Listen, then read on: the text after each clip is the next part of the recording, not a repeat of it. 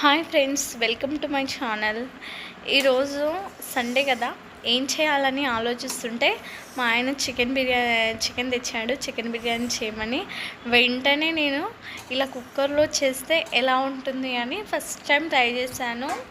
Super అంటే సూపర్గా వచ్చింది చికెన్ బిర్యానీ. కంపల్సరీగా ట్రై చేయాల్సింది ఇది. అస్సలు ఎంత సాఫ్ట్గా ఉందో, పీస్ కూడా చాలా అంటే సూపర్గా ఉంది. కంపల్సరీ మీరు ట్రై చేయండి.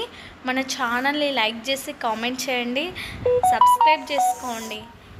ఇది చికెన్ బిర్యానీకి కావాల్సిన పదార్థాలు ఏంటివో మనం చూసేద్దాము.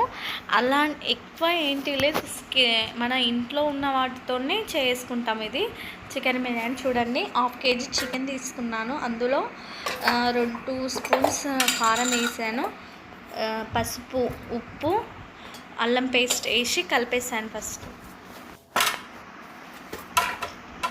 అల్లం పేస్ట్ వేసి దాన్ని మంచిగా కలపాలి. చికెన్కి మనం వేసిన కారం, ఉప్పు, పసుపు అన్నీ కలిసేటట్టు మంచిగా కలుపుకోవాలి. ఇప్పుడు బిర్యానీకి కావాల్సిన ఆనియన్స్ మెయిన్గా బిర్యానీకి మనకి కావాల్సింది ఆనియన్సే కాబట్టి నేను 4 ఆనియన్స్, 2 టమాటోస్ కట్ చేసుకున్నాను. ఫస్ట్ మనం బ్రౌన్ ఆనియన్స్ కోసము కొన్ని ఆనియన్స్ దానిలో 4 తీసుకున్నాను కదా, అందులోనే కొన్ని బ్రౌన్ ఆనియన్స్ కింద నేను వేపుకున్నాను.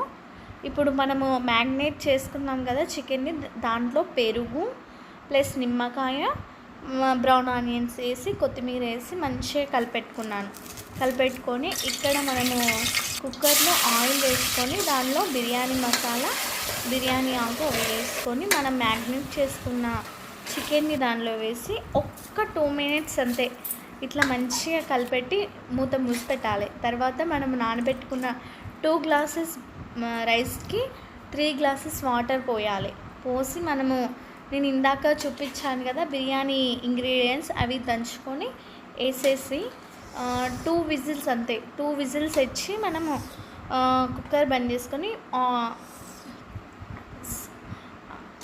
గాలి పోయినాక తీసి చూడడమే.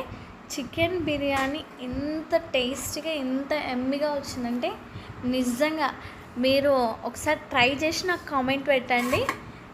మీకే తెలుస్తుంది ఎంత బాగుందో. నేను కూడా ఎప్పుడు చేయలేదు, ఫస్ట్ టైం చేసి మీకు టేస్ట్ చేసి చెప్తున్నా, వీడియో తీస్తున్నా.